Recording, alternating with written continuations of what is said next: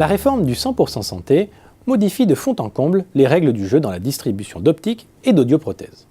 C'est même une recomposition extrêmement large de l'offre et de la demande qui se profile sur les deux marchés selon la dernière étude Xerfi-Precepta.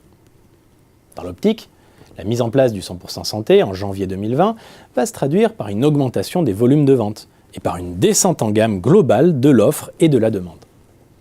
Selon notre scénario, les impacts déflationnistes l'emporteront sur les effets volume et les opticiens devront alors revoir leur mix produit pour compenser les pertes de marge et mieux saisir les opportunités de croissance.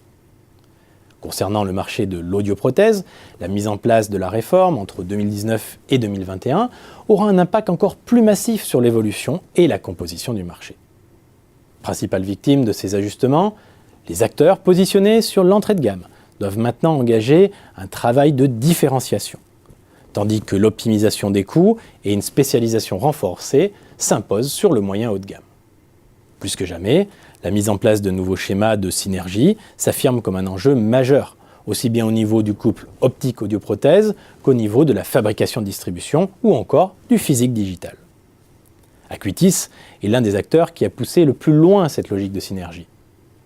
Positionnée dès l'origine comme un concept optique-audio, l'enseigne réalise un quart de son activité dans l'audioprothèse, contre encore un peu moins de 5% pour la plupart des enseignes d'optique. Par ailleurs, deux catégories d'acteurs semblent bien positionnés pour tirer parti de ce nouvel environnement. D'une part, les concepts innovants jouant la carte de l'achat plaisir à bas prix, dans l'optique à l'instar de Jimmy Fairley ou Paulette.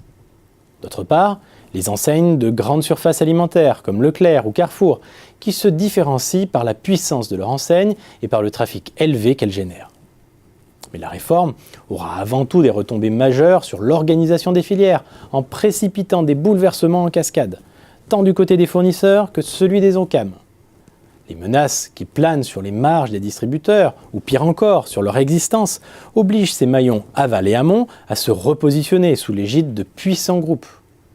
À l'instar d'Amplifon ou William Demant, le mouvement d'intégration verticale des fabricants est déjà bien avancé dans l'audioprothèse. Et tout porte à croire que la reproduction de telles stratégies de convergence dans l'optique sera la prochaine étape.